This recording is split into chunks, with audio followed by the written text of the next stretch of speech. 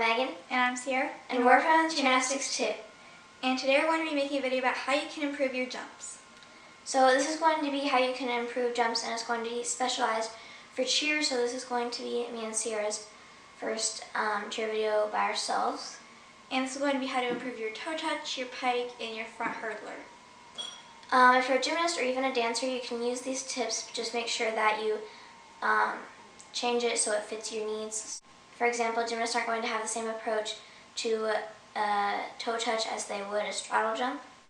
Also, the way we approach our jumps may be different than how you approach your jumps for cheer. So you might say we're doing it wrong, but in reality that's just how we were taught to them for our school. So let's get started. So the first jump we'll be focusing on is the basic toe touch. And first you're going to start off by getting in your straddle position and reaching over to one side of your leg. And then hold it for however long you need. The longer you hold it, then that might mean the harder it is for you to do. And then you'll reach to the other side, and then eventually you'll just reach towards the middle. Now reach both hands to one foot and then touch your nose to your knee and do the same with the other side. And then you'll just reach back to the middle again.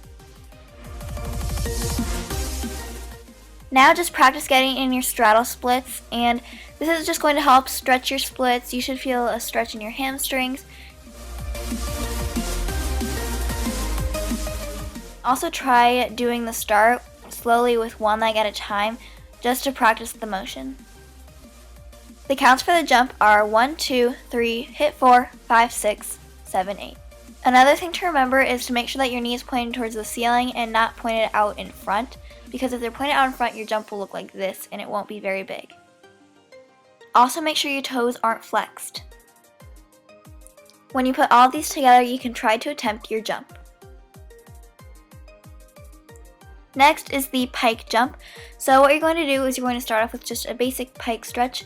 Point your toes and grab for your toes and touch your nose to your knees, and then you can pull on your flexed feet and try to pull them off the ground.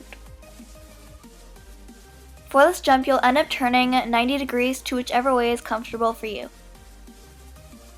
Also, make sure your arms and legs are parallel to each other, and make sure you don't lean your chest forward. And now you can attempt your jumps. So the last jump we'll be focusing on is the front hurdler, and you're going to want to stretch out like you're doing your splits, but pull your back leg up because that kind of resembles the position in the actual jump. And you don't have to have your splits all the way down, especially for this jump, because you don't have to reach a full split.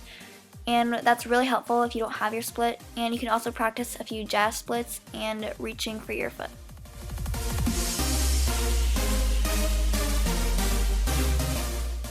For this jump, you'll be turning 45 degrees to whichever way is more comfortable instead of 90 degrees.